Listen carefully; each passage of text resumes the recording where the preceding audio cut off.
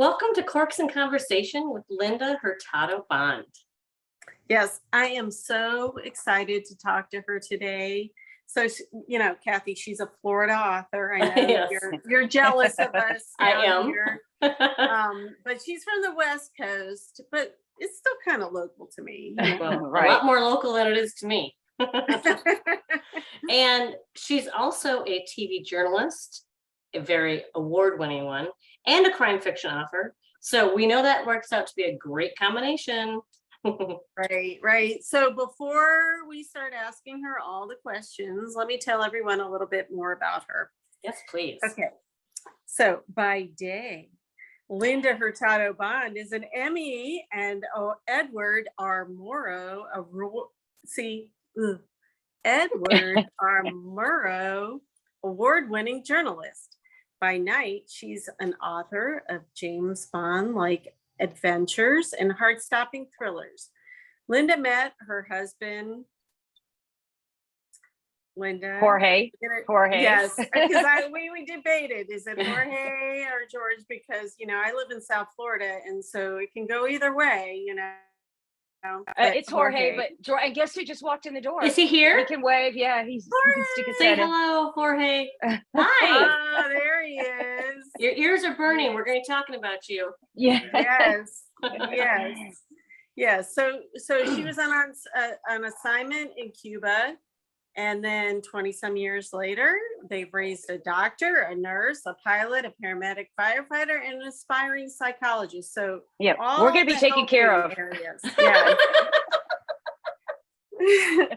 So she's also a breast cancer survivor, way to go. And she's active in Tampa community, raising money and awareness. And then when not working, she finds time for her passions. Her husband, Jorge, who we just met, world travel, classic movies, and solving a good mystery. Yes. Yes. So her latest book, All the Broken Girls, which I have back there, which you probably can't. It's a beautiful cover. My little phone thing. Yeah. And, it is a beautiful cover. Yeah. Thank you. I love the cover too. I do too. I love it. And it came out to rave reviews like this one that I want to tell you from Kirkus Reviews. That is exactly what we liked about it. A gripping thriller grounded in the complexities of family and strengthened by characters' vibrant personalities. And it's so true. You get to know the characters. So Linda, it is so nice to have you here with us today. Thank you, ladies. I love the idea of just pouring a nice little glass of wine after work. Cheers. Woo, and cheers. Talking books, because this is just what writing books, TV, anything you guys want to talk about, because this is what I love to do. Nice to meet both of you. Wonderful to have you.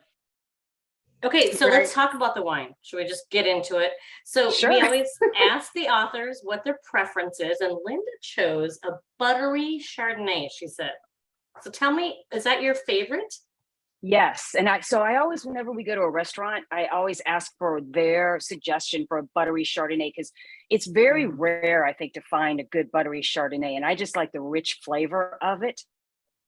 So tonight I'm drinking buttercream Chardonnay. It's like $14. It's got the screw cap. It's easy. And I'll be honest, it's release week, right? And so I've been crazy. I'm working at Fox. I'm working on releasing a book, and I didn't have time. So I just ran through, the discount wine store and grabbed it. So, but I love to just go to new restaurants, right? And ask them to recommend it, a buttery Chardonnay, because then you get to taste a little bit of what they think the best is. And that's kind of fun.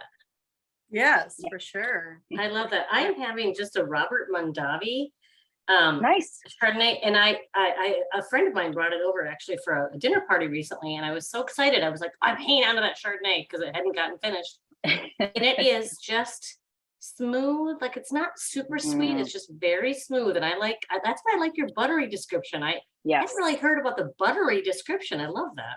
Smooth is another way to say it. The buttercream is, because we have Total Wine down here. Kathy doesn't have that up there. I think that's a Total Wine, isn't it? Buttercream. It is Total Wine. That's my little favorite discount wine store that is on Dale Mabry that I can hop in anywhere. I love it. We love a budget wine. I mean, when you can Yes. get a budget wine, like you say, $14 a bottle and it tastes delicious, why would you spend any more, you know? Now I'll like a rich wine too. Normally when I'm out to dinner, and we're Yeah. at a fancy restaurant. But just chilling at home, Yeah. Exactly. this is good. Perfect Exactly. for a book conversation. Yes. Okay. All right. So, Christy, what are you drinking tonight? I'm drinking from it's Bellavino. It's not actually, it might have a Mm. Chardonnay grape in it, but it is from Cooper's Hawk. Oh, Oh, yes. Like Yes. Cooper's Hawk. that's a Yes, great and bottle. so a friend of mine got me a membership there, and so I was there the other day doing a little tasting, and I liked it, so I got it. Nice. Nice. Cooper's nice. Hawk is where me and some of my writer friends meet. I can't imagine Really? why. Well, Yeah. for Can't lunch, in the imagine ladies' lunch. why. That's great. I can see why you get so much writing done. I know. That's awesome. Okay, so we talked about the wine. That's obviously very important. But the next thing is Linda's beautiful book, All the Broken Girls. Yay. It's such a Yay. great cover, like we talked about. So, Linda, I want to give, before we get into questions, let's give everybody a little taste of what's going on here. This book involves Cuban American crime writer Mari Alvarez. Am I pronouncing Mari correctly? Because You are, yes. Okay. Mari rhymes with sorry. That's right. Which she tells the detective, which you will be if you mispronounce my name I- again. I loved that scene. I thought that was such a cool way to let your reader know how it's pronounced, but in the narrative, and showed who she was. I Right. love that. But she is on a personal hunt for a killer who leaves a broken doll at every scene, and something different with the doll at each scene. And it is reminiscent of something from her past that's unsolved that really triggers her. She is about very quickly to become the killer's main focus and prey. And she is going to need more than the charm that her abuela insists will protect her. And if you look carefully at this gorgeous cover, you'll see that charm hanging at the end of Right. Linda's name. I love that. So she also is working with Detective Tony Garcia, which is a great relationship that we'll get into. And he needs a little more than a superstitious journalist hunch that there's a serial killer like in the Tampa area. He wants some proof, right? Because he's a hard-boiled cop. And so they're working against the clock, and all the while they are exploring this old world Afro-Cuban religion, which I just can't wait to talk to you about. So anyway, that should be enough to get everybody interested in buying this book, because there's so much there, so many layers. So let's start talking about this fascinating old world Cuban religion, Santeria. Yes. How did you learn about this? Tell us about this. So I guess my fascination with it began. My father's Hispanic, but I'm not Cuban American. So Jorge is, and I married into the family. And when my daughter Jackie was a baby, she got sick, and I came and brought her over to Abuela's house, which is where I am right now. And she said to me, "Someone's giving Jackie the evil eye." And that's the first time I'd heard that. And I'm like, "The evil eye? What is that?" And she explained to me what it is. It's either the intentional or unintentional ill will of others kind of cast upon someone. And in the Cuban American tradition, they generally give babies what's called an azabache charm, that black gemstone, to wear. And it's supposed to protect them from the evil eye, the ill will of others. So my mother-in-law brought a little prayer out and said it, and was telling me all about this. And Jackie got better, the fever went away. So I've always been really fascinated by that. Oh, And when I decided to write, and if you study religions or communities around the world, the Jewish religion, the Islamic religion, they all have a version of the evil eye. I just went to Turkey finally, after 2 years of COVID, on a cruise, and everywhere in Turkey, you see the evil eye, right? So it's everywhere, but each community or each culture has kind of a different story behind it. And for the Cuban Americans, it's the Azabachi charm. So I knew that that was going to play a big part in the book, because Mari is a very modern girl, but she is very close to her abuela. And so her abuela kind of grew up practicing Santeria kind of in the back room, because it's still kind of something that general society doesn't talk about or accept, or they'd have too many questions. So she has one foot in kind of this old world religion and one foot in modern day, the Catholic Church. And she's seen so many things growing up that she can't explain. So she does believe it. And it does play an important part in the book, but I don't want to say too much more because I don't want to give it away. No, we don't want to give it away. When you mentioned that your own daughter was ill, there's nothing scarier than having a sick baby.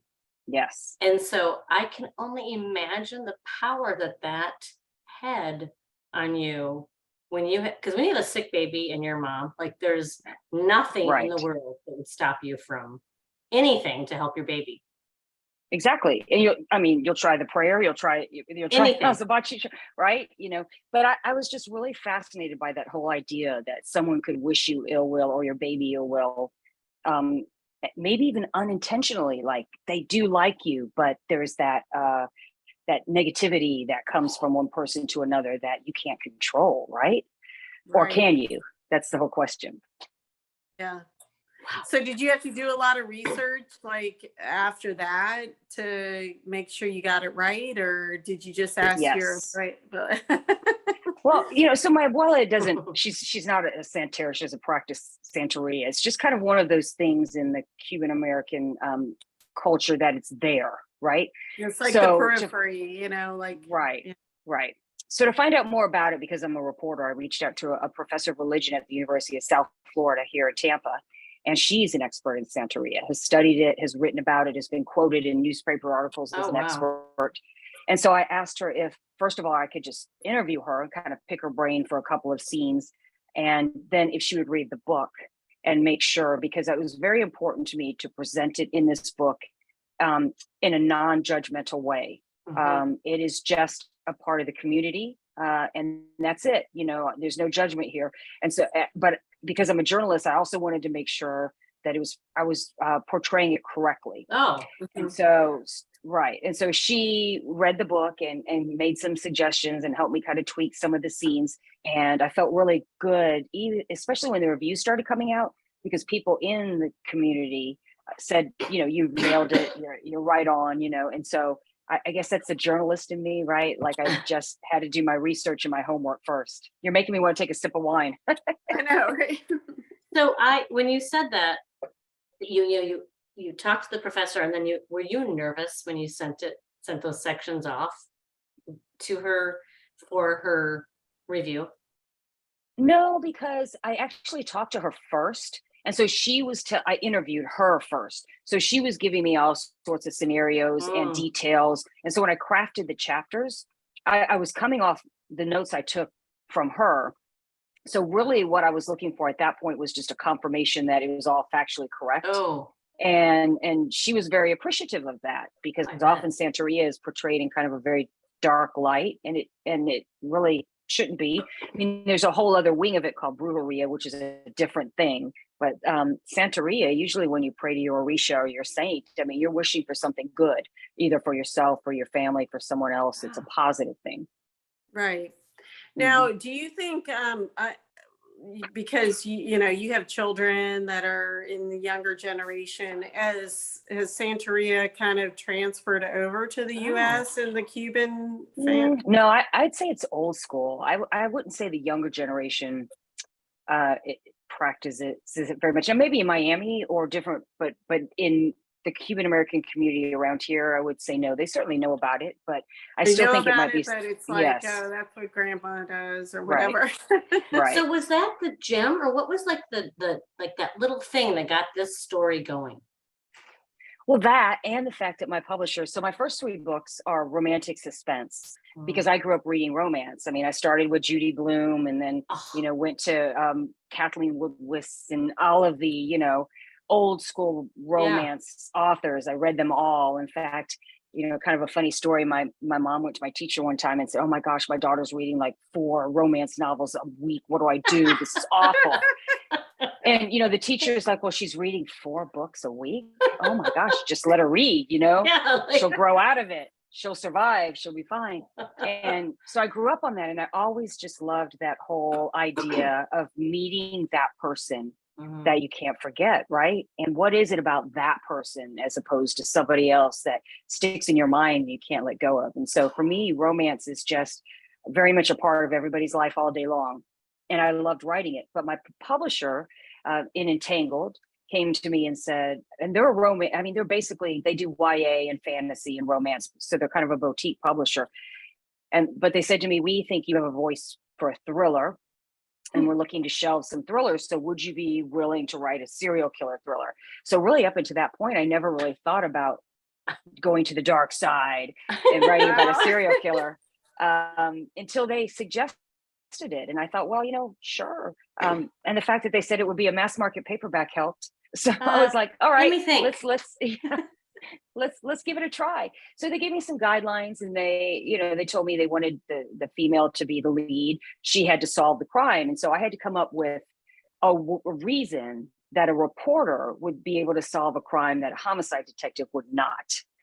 And so I used her culture and her knowledge of a specific culture to help her see the clues that are in plain sight, but that maybe if you're not in that culture, you don't see. Does that make sense? Right. Yes. Yeah, absolutely. Yeah. Absolutely.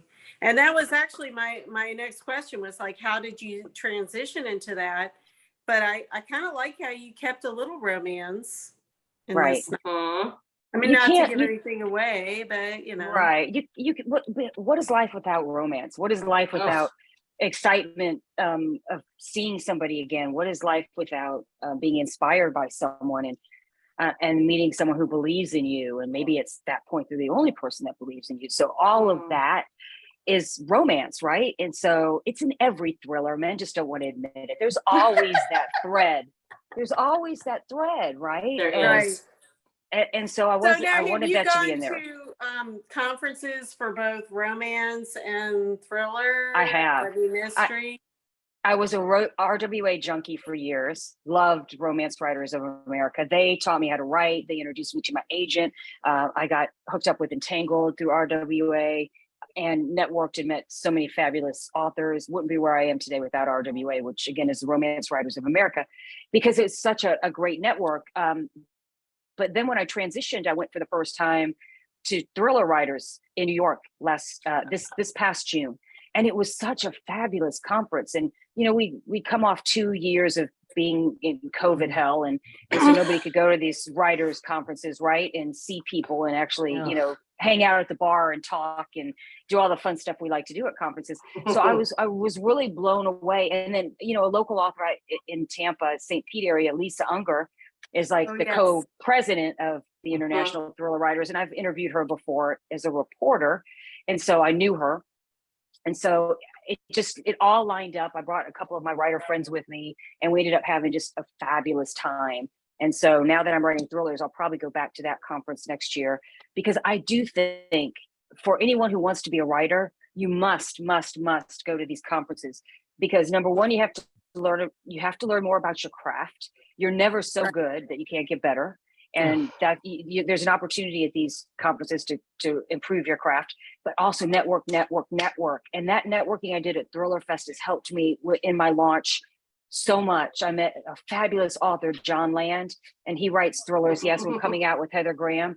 And we talked and I told him about my book coming out. He said, "Send it to me, I'll review it." And oh my gosh, you reviewed it, and it's on a book trib. And, so I can't even express how important I think that these writers conferences are, no matter what genre you're in, because it's your lifeline, don't you think? Like, it's your lifeline. Yeah. Well, Kathy and I met at a writing conference. Mhm. And so, and that's where we meet up a lot of the time, Yeah. you know, we're Right. like, oh, which conference are we going to go to? I mean, pandemic aside. Right. Well, it is, Right. and it's wonderful to see. We were at Thriller Fest as well, by the way, so we could have just been passing in the hallway I know. because it's such a big, huge conference, and it is fabulous. But didn't you feel the joy that everyone had to be back this year? Oh, yes. We missed You our know? tribe, didn't we? We missed our Mhm. tribe. Like, writers, I think writing by nature is so isolating. Like when you're in the trenches on deadline, Yeah, you know, you gotta sit alone in a room and write. yeah, And Right. so these conferences are a gathering of people that spend a lot of time isolated. And so when we get together, it's like so joyous and fun, Yeah. you know, they're just fun. yeah. And Yeah. you know, it's so cool too because I think a lot of writers obviously there's a reason that writers enjoy working on their own. Right. You know, so there's some part of that collective personality where we like to work on our own, but everyone kind of knows that, and so everyone knows how exciting it is and exhausting it is to be together, and then Yeah. you know, and everyone goes back to their little caves for a while. Well, I like that a Yeah, lot of that's true. people, you know, when you can afford it, Yeah. you start getting your own room at these conferences because right in the beginning, you know, you're 4 people to a room because New York is ridiculously expensive and right. Mhm. So, but once you can afford it, you want that room to yourself because you just when your social meter is full, right? You need to retreat. Yeah. Done. Okay, speaking of our meters, we need to have a little drink to refresh our meters. Well, Christy asks you a question called "The Question in the Bottle." Oh, okay. It's the question that happens at the bottom of the bottle. Oh, wow. That's generally always an interesting question. Is it Yeah. not? Oh, this is a good one. Okay. When someone finds out what you do or where you are from, what question do they ask you? How much money do you make? Really? It's always the Hey, first question. Are you kidding? Is About it- journalism No, or I am writing? not. Both. They So- ask you that? Flat out, yes. And that's Second would be for both? for Oh, both. that's For both. Like I You- think for journalism because they assume all TV news anchors are, you know, multimillionaires. Yeah. And right. if I was, I'd be living in Mar-a-Lago or something, you know, it's and then with writers, I think they're all fascinated. Like, how do you make a living as a writer? And so, you know, when they ask me, right, when they ask me Yeah. about TV news, I just say, none of your business. And when they ask me about writing, I say, don't do it to be rich or famous because you won't be either, probably. So you better just write because it's your passion. Yeah, you must love it. Yeah. I can't believe I'm shocked that was your answer. I am Yeah. totally shocked. And I then in thought they would be TV, like, oh, did you ever meet so and so? Yeah, that's what I thought too. that's the second question. You know, who is the most interesting person you interviewed or the most interesting Yeah. story you've done? So for the interesting story I've done, it would be in 1997, I went to Cuba to cover the trip of Pope John Paul II. Fidel Castro invited the Pope to come to Cuba. And the reason it was such a great thing for Tampa is there's this huge Cuban American community that lives here. And so my husband's parents hadn't been back in 30 years. You know, they left with nothing but the clothes on their back. And so Fidel Castro kind of opened up or lessened the restrictions and allow Cuban families to come back and visit their relatives because During that during the papal Pope visit. visit? Yes, Okay. because, you know, it's a publicity stunt. So, but whatever, these families were like taking advantage of it. They hadn't seen relatives in 30 years. And so my husband's family was one of them. And the reason I picked to do a story on his family is because there were 4 brothers and 2 of them decided to go back on that trip with their parents because they wanted to see Cuba through their parents' eyes. They'd never seen Cuba. And they were afraid that, you know, it'd be another 30 years and their parents would be dead. So they wanted to go, but the other 2 brothers refused to go as long as any Castro or communism was still in charge of the island. So you saw the split then. Yes. How did you decades find after the this family? revolution. Because you didn't know At your St. husband Paul- at this point. No, you know, I like to say that it was divine fate because we had a meeting at St. Paul's Catholic Church with all of the families. And the person who sat down next to me was my husband, Jorge. And he started talking to me about his family. And I was like, oh, that's my story. The revolution is dividing families decades after it ended. And that was the beginning. You know, it was, so we met in the Catholic Church and on a visit with Pope John Paul II and Fidel Castro. So I like to say it was divine intervention. Right? Absolutely. I'm in on that belief. No That's wonder you were incredible. reading romance. Right. So to finish the story though, because I have read the story, I've read the interview. Actually, I read the interview you did with Hank on Oh, okay. Jungle Red Writers. Jungle And so Readers, yes. I wanted to Yeah. I wanted to ask you to tell the story because it is breathtaking. So after you, we arrived in Cuba, and I followed his family to their little farm town outside of the city of Havana. And when we got there, it was dark, and we came in, and remember, they hadn't seen each other in 30 years. So of course the emotion was just powerful, and there's hugging and there's kissing, but there was a surprise. So one of the relatives had been taking care of Jorge's brother at the time that they left. And she had kept a little red shirt under her bed all these years. It was the last thing he wore the day, you know, they left Cuba. And they didn't know that he was coming back. And so when he walked in the door and they told him who this adult was, she just lost it, the tears. And she goes back into the bedroom and pulls out the little red shirt, and it's perfectly pressed. And he had on a red shirt because he had heard the story. And sure enough, there it was. And so, I mean, I don't know how you don't fall in love with the family after you see that, because it was so powerful. I mean, most Americans have no idea what it's like to be separated from their family for 30 years, right? And then and to cherish and love a memory so much, you keep it preserved in your bedroom for all that time. Decades. Yeah. That's amazing. So that was my beginning of my love affair with Cuba, and of course with Jorge's family, and then ultimately with Jorge. And so that it was important to me to kind of showcase diverse characters in this diverse community in my thriller, which Entangled embraced, because they embrace diversity. And I wanted to introduce my readers to just the wonderful West Tampa Cuban American community and their love for family and their traditions. And that this book gave me a chance to do that. So it is a whodunit, and it is a follow the clues and see if you can guess. It is all of those things, but it's also, I think, a love note to, you know, the love of family, and cherish that. Oh, yeah, that's lovely. That's lovely. I marked many things in your book, but one of my favorite things was the page prior to chapter 1 that says broken girls blossom into warriors. I took my breath away. Yeah. I love that. I love that for a lot of reasons, because, you know, as a breast cancer survivor, I hear that a lot from women. They feel broken. So, I mean, you're surgically changed forever. I was, others are too. And you feel broken in that moment. But once you grab your power back, you really do blossom into a warrior and into an advocate. And then you're strong and you survive this great thing, and you help others behind you. And so I kind of wanted that to be Mari's mission too. She's a broken girl. Her sister's a broken girl. There are a lot of broken girls in this book, but in the end, she blossoms into a warrior. And so I kind of want that to be a theme also to young women who are reading the book, that you can go through the most difficult times, but they will teach you to be strong, and you will blossom into a warrior.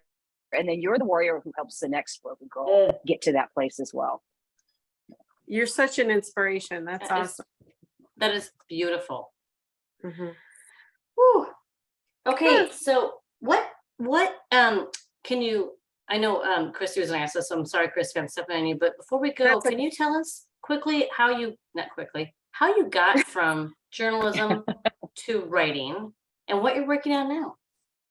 So I started really. And I just wanted to add real quick, because I was going to say that she has won like 13 Emmys as a reporter and a news anchor. So that is like amazing. So amazing. Anyway, go on.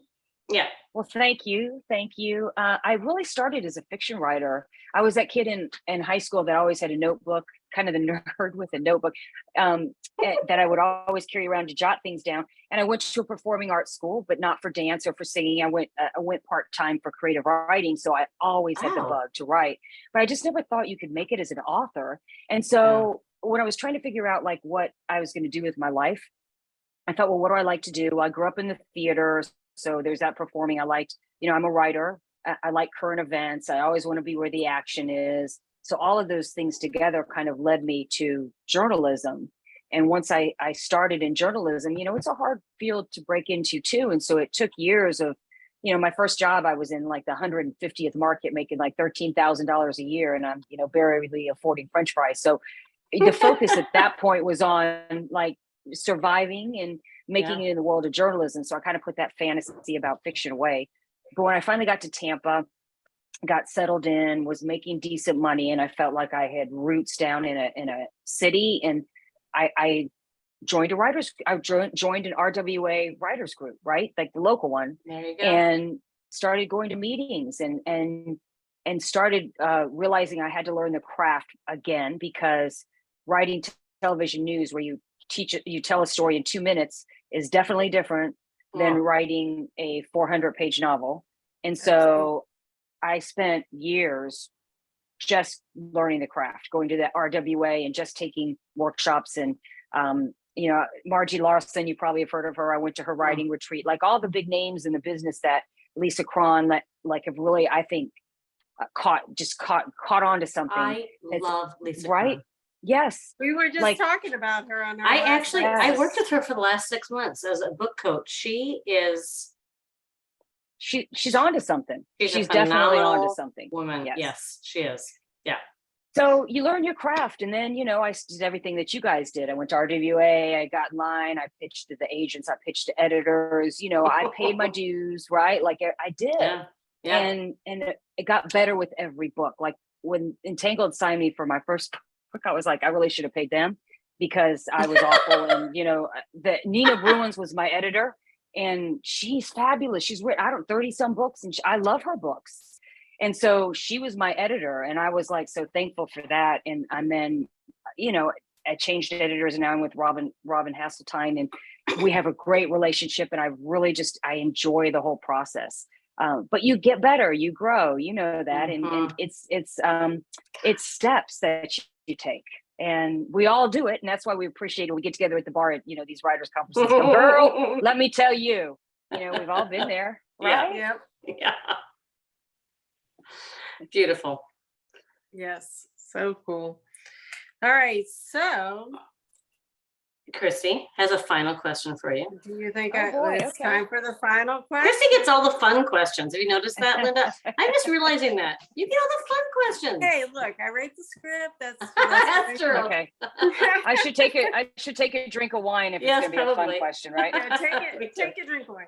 Okay. All right. So this appeases our what we used to call mysterious foodies, some of our listeners out there that are foodies as well. Okay. And the question is, which of your characters would you like to share a meal with, and what would it be? Oh, which of my characters it would have to be Abuela Bonita, of course, because she's the grandmother, and she's like Abuela Fina, who is a real person. And she's a fabulous cook. I mean, fabulous cook. And so her Cuban and the Noche Buena feast that they make. So it would have to be her. I mean, no one can compete with her. Her black beans won a local contest here in Ybor City, and she won a trip to Costa Rica because of it. So that tells you right there how good of a cook she is. What you're having. So why would I eat my else? DD. Yeah. I would sign up for that meal. I'm just saying, if there was such a thing, I would totally sign She's up. the best. Okay, so our listeners are going to listen to this, and they're going to want to know more about you and how to reach out to you. What's the best way? So author Linda Hurtado Bond is my social media, or author Linda Bond. The Bond because my uncle's James Bond. I love the Bond. Yeah. So he was a law professor, not a hunky movie actor, but it just kind of fit, right? If you write thrillers. Right. So, and if you want to follow me as a journalist, you can look for Fox 13's Linda Hurtado. My social media is separate, but sometimes they cross over. Oh, the light went out. So anyway, you can follow me on both. I guess that means that's the end, right? I Yeah. just knocked the light out. I was like, Well, perfect. all we have to do is thank you so much for joining And us. cheers and, to you know, we you. have to do another Cheers. So Yay. Thriller Fest, are you guys going this year to Thriller Fest? Yes. Yes. Okay. Yes. So we have to meet and have a drink in person at Thriller Fest, promise. Absolutely. 100%. Promise. Okay. Thanks for Thanks, having me, y'all. Linda. Thank you so much. Bye-bye.